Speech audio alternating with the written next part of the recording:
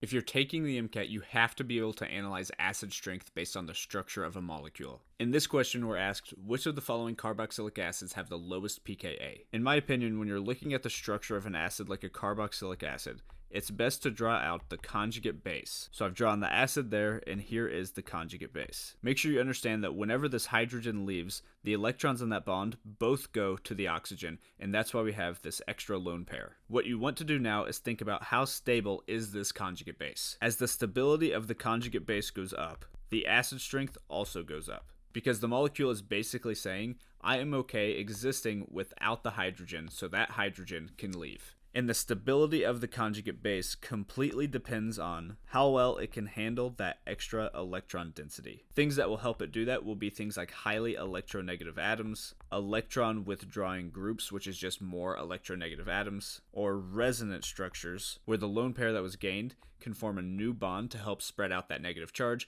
and anytime we can spread out the negative charge, we're making the conjugate base more stable. When we look at the answer options, we notice that they all have the same structure of a carboxylic acid with 2 extra carbons on it.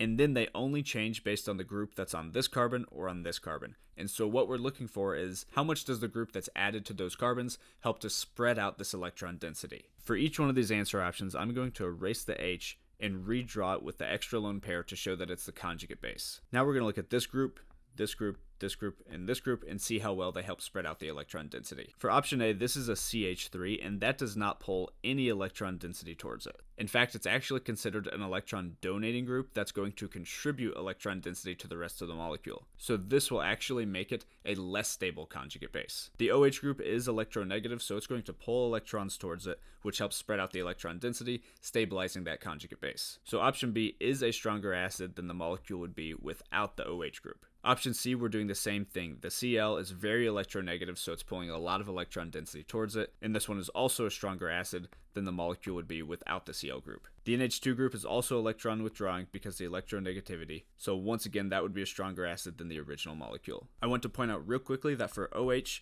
and NH2, they both have a lone pair on them. And if that lone pair was able to participate in resonance with the rest of the structure, they would actually be electron donating. But here they can't, so we don't have to worry about that aspect. All we have to do now is think about which one is the most electron withdrawing, the OH, the Cl, or the NH2. Cl is the most electron withdrawing group out of all of those, so it's going to stabilize all the electrons of that oxygen, making that conjugate base more stable. That will increase the acidity, and increased acidity means we have a lower pKa, so C is the correct answer.